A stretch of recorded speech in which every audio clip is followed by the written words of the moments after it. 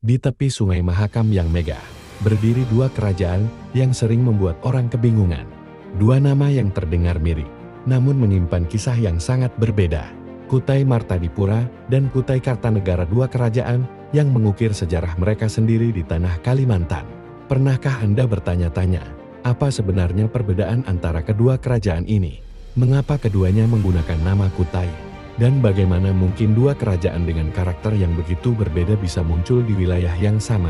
Mari kita mulai dengan Kutai Martadipura, atau yang lebih dikenal sebagai Kutai Lama. Sebagai kerajaan Hindu tertua di Indonesia, Kutai Martadipura telah ada sejak abad ke-4 Masehi. Bayangkan betapa tuanya kerajaan ini, ketika Roma masih berjaya di Eropa, Kutai sudah membangun peradaban yang mengagumkan di Nusantara.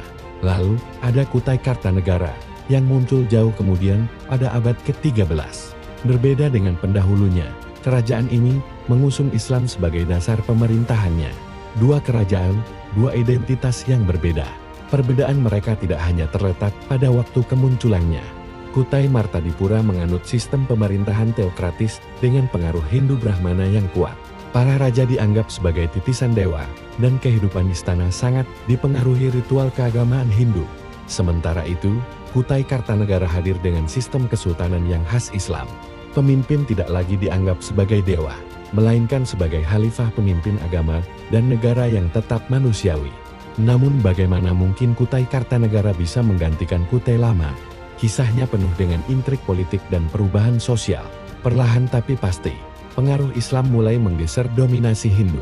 Kutai Martadipura memudar dari panggung sejarah, digantikan oleh Kutai Kartanegara yang lebih dinamis. Meski begitu, jejak kedua kerajaan masih bisa kita temukan hingga hari ini.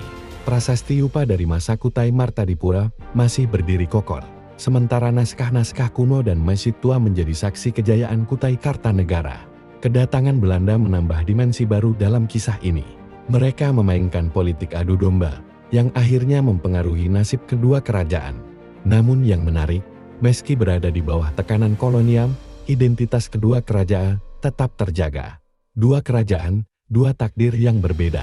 Dari Hindu ke Islam, dari batu ke pena. Perjalanan Kutai masih menyimpan banyak misteri dan kisah yang menunggu untuk diungkap.